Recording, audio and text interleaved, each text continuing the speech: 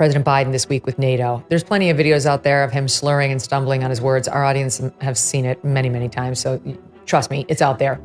Tulsi Gabbard stood across from Gavin Newsom with a firmness that immediately signaled what was to come. Her voice carried not only conviction but also a sharp edge that sliced directly into the legacy of his time as governor of California. From the very first words, it was clear this was not going to be a polite exchange of ideas or a meandering policy discussion. It was a direct dismantling of his record, a moment where she seized the spotlight and turned it into a devastating critique of one of the nation's most prominent Democratic figures. The air was thick with tension as she began laying out, piece by piece, the failings she saw as emblematic of his tenure. Before we start, smash the like and subscribe buttons for more updates. She started with the heart of the issue, leadership. Gabbard's criticism made it clear that she believed California had suffered under his stewardship, that his decisions were more about appearances and political positioning than about real results for the people he was supposed to serve. She painted a vivid picture of a state with immense resources and potential, yet held back by poor governance,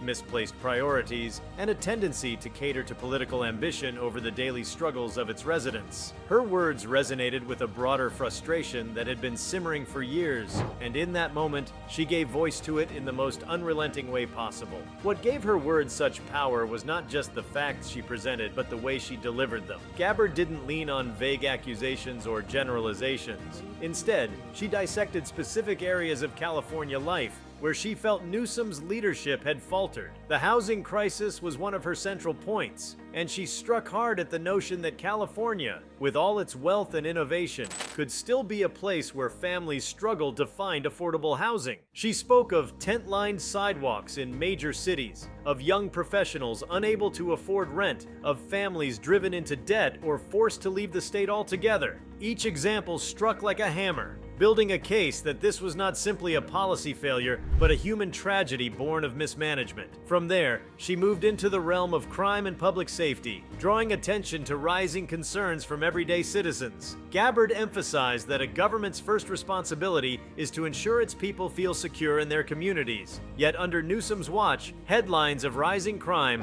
brazen theft, and communities plagued by lawlessness had become disturbingly common. She portrayed this not only as a failure of policy, but also as a failure of accountability, a reflection of leadership that had turned its back on the very people it was meant to protect. Her critique was delivered with force, but also with a measured precision that gave the impression she had prepared for this moment meticulously, ensuring every word landed exactly where it was meant to. The economic dimension of her takedown carried equal weight. Gabbard did not miss the opportunity to point out how California, despite its immense wealth, often operated like a state on the brink. She highlighted the exodus of businesses, the crushing tax burden, and the disillusionment of residents who felt punished for living in what should be a land of opportunity. The contrast she drew was stark. California had been gifted with natural beauty, innovative minds, and a history of leadership in culture and technology. Yet under Newsom, it had become a cautionary tale of how politics could choke progress. Her words stirred a sense of disbelief that so much potential had been squandered, and she made clear that in her view, the blame rested squarely at the top.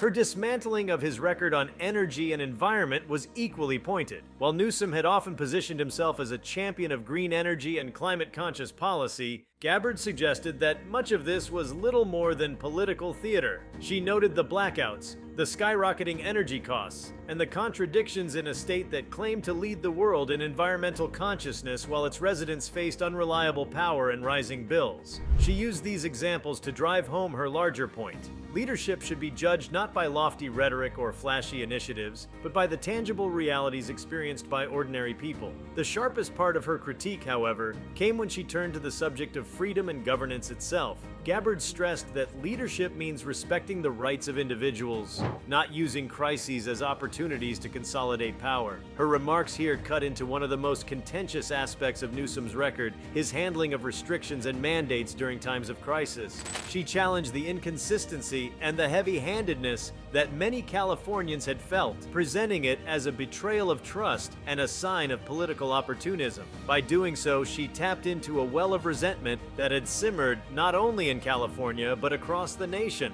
framing Newsom as emblematic of an elite political class disconnected from the struggles of everyday Americans. Her words carried an energy that was more than mere criticism. It was a call to accountability. Each point was framed in a way that suggested not just failure, but arrogance. A leader who was more concerned with building his national profile than with delivering results at home.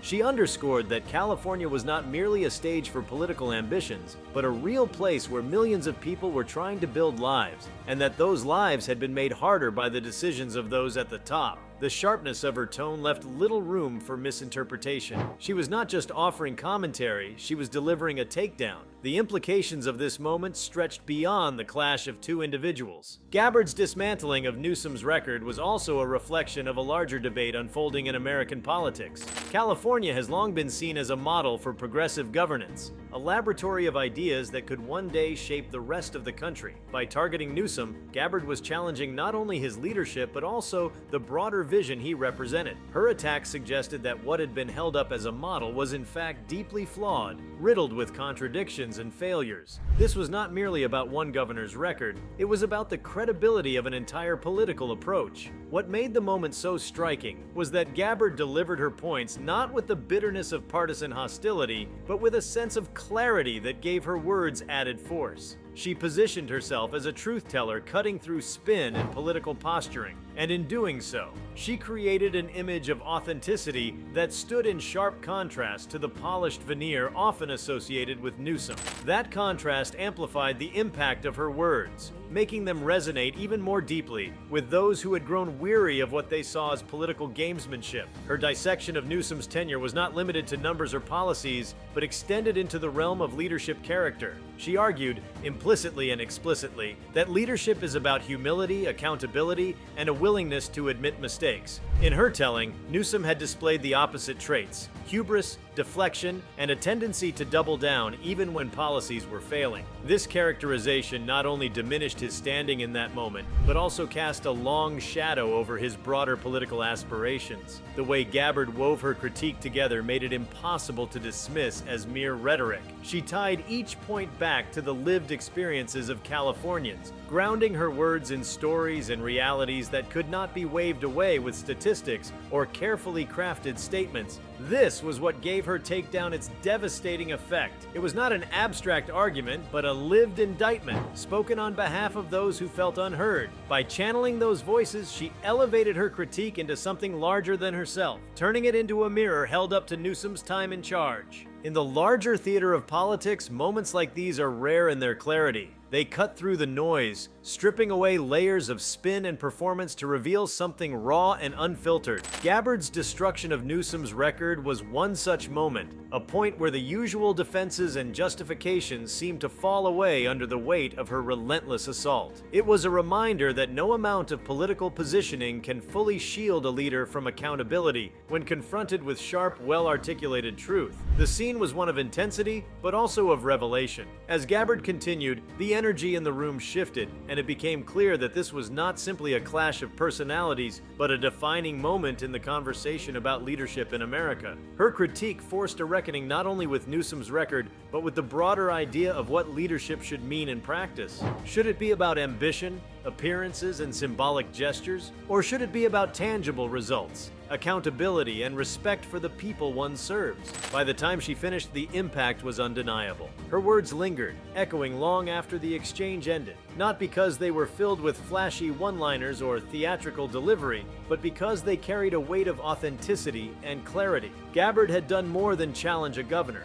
She had torn open a conversation about governance, accountability, and the future of political leadership. In doing so, she left a mark that could not easily be erased, a reminder that leadership, no matter how polished or ambitious, will always be judged by the realities it creates for the people. This moment, stripped of its theatrics and examined for its substance, revealed the power of direct, unflinching critique. It showed that in politics, as in life, truth has a way of cutting through noise when it is delivered with clarity and conviction. Tulsi Gabbard had not just confronted Gavin Newsom, she had dismantled his time in charge piece by piece, until all that remained was a stark portrait of failed leadership and missed opportunity. And in that clarity, she had revealed the deeper implications, not just for him, not just for California, but for the entire trajectory of political discourse in America. If you like this video, please give it a like and subscribe to our channel. Also, leave your comments below and tell us, what are your thoughts on Tulsi Gabbard calling out Gavin Newsom's leadership? We want to hear from you. Thank you for watching and see you next time.